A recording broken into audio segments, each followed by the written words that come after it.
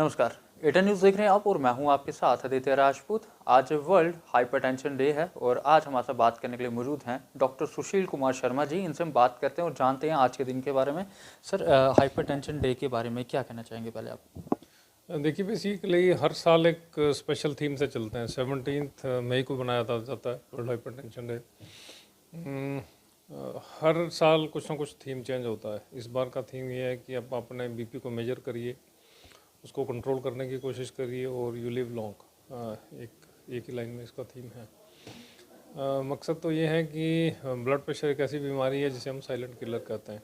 अगर आप 3 लोगों के बीपी नापने की कोशिश करें, जांच करने की कोशिश करें, तो एक आदमी को ब्लड प्रेशर है, 3 या 5 में से लोगों में से एक को बीपी होता है। सिम्टम जनरली कोई नहीं होता है, इसलिए इसको साइलेंट किलर कहते हैं।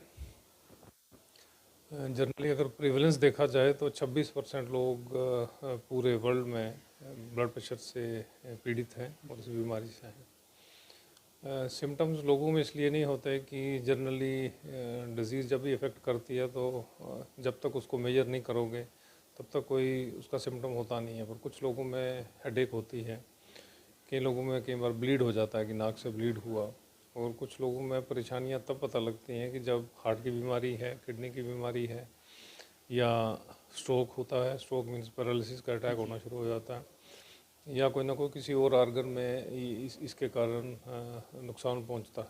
तो मकसद तो यही है कि लोगों को अवेयर करें कि अपने बीपी की जांच करने की कोशिश करिए। और दूसरा एक बड़ा सा जो ड्रॉबैक है इस डिज़ीज़ की कंट्रोल में, कि काफ़ी से लोग दवाइयों पे अडर नहीं रहते। जब दवाइयाँ शुरू करते हैं तो दवाइयाँ सारी देर खाते नहीं हैं, छोड़ देते हैं।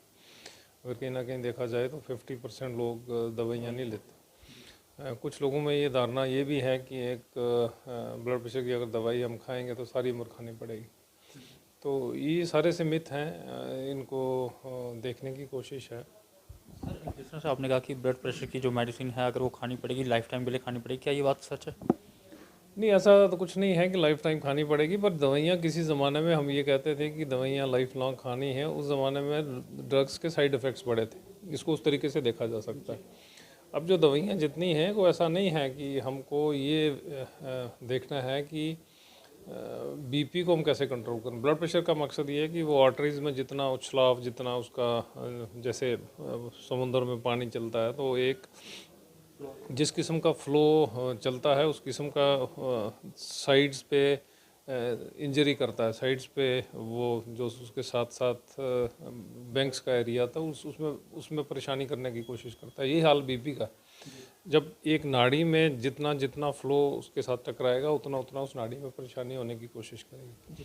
सर, अगर बात की जाए तो ज़्यादातर देखा जाता है कि जब तक मेडिसिन खाओ तब तक आप ठीक रहोगे, मेडिसिन छोड़ते हैं तो कहीं ना कहीं स्वेलिंग हो जाती है, पेन शुरू हो जाती है, तो उस पर क्या करना नहीं, चाहिए? ऐसा कुछ नहीं है। पेन स्वेलिंग मेडिसिन का कोई रिलेशन नहीं है। वो हो सकता है ब्लड प्रेशर के कारण को कॉम्प्लिकेशन होना शुरू हो जाए।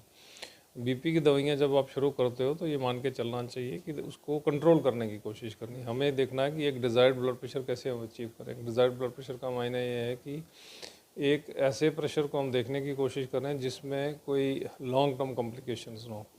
बीपी इमीडिएटली तो कुछ कॉम्प्लिकेशंस करता है, पर लॉन्ग टर्म कॉम्प्लिकेशंस काफ़ी होते हैं, जैसे हार्ट की बीमारी, स्ट्रोक, किडनी का डिजीज़, पेरिफेरल वैस्कुलर डिजीज़। ये सारी चीज़ें करता है। 1 साल, 5 साल, 6 साल, 10 साल के ग्राफ में ये चीज़ें परेशान होने की कोशिश होती है। तो हमारा मकसद यही है कि बीपी को कंट्रोल करें।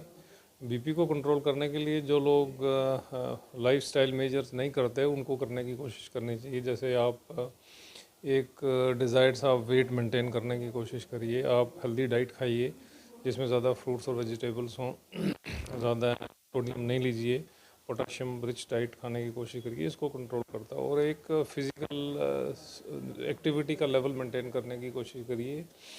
तकरीबन चलने की कोशिश करिए।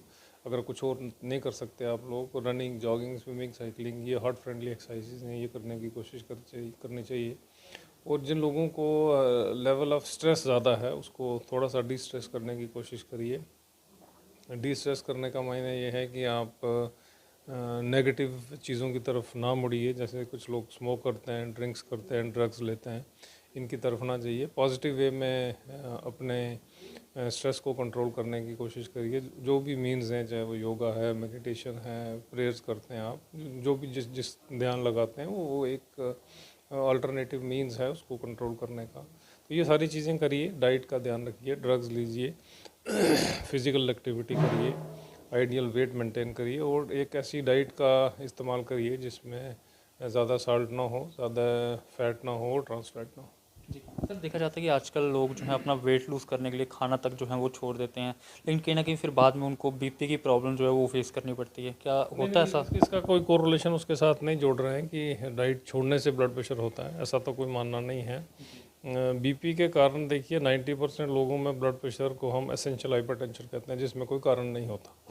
तो 10% लोगों में हमें कोई ना कोई कारण मिलता है, जिसमें कोई किडनी की बीमारी, मेटाबॉलिक, एंडोक्रिनल प्रॉब्लम्स, तो ऐसी चीज़ें मिलती हैं जिनके साथ कोई और लिंक सा मिलता है। पर माना गया है कि 90% लोगों में कोई ना कोई कारण नहीं होता। फैमिली हिस्ट्री होती है वो जो एक रन करती है, जिसके पेरेंट्स को ब्लड प्रेशर है, बच्चों को भी हो सकता है, वो उसको देखने की कोशिश करें। तो 90% लोगों में हमें कोई कारण नहीं मिलता। अगर आप मानते हैं कि डिज़ायर्ड वेट मेंटेन करने के तरीके हैं, उसमें दोनों हैं, एक्सरसाइज भी है, फास्टिंग भी आप कर सकते हो, और इसमें कोई लिंक नहीं है ब्लड प्रेशर के साथ। सर, आखिरी सवाल रहेगा, अगर इमरजेंसी में किसी का ब्लड प्रेशर हाई हो जाता है या लो हो जाता है, उसको क्या ट्रीटमेंट लेनी चाहिए, मतलब किस तरीके के प्रिकॉशंस जो है उसे लेने चाहिए? देखिए, ब्लड प्रेशर को जांच करने की कोशिश करिए। Any blood pressure which is elevated, अगर कोई ज़्यादा है तो उसको कंट्रोल करने की कोशिश है। कंट्रोल का मतलब है कि आप फिजिशियन को दिखाइए, जो भी लोकल सराउंडिंग्स में जो एरिया में है।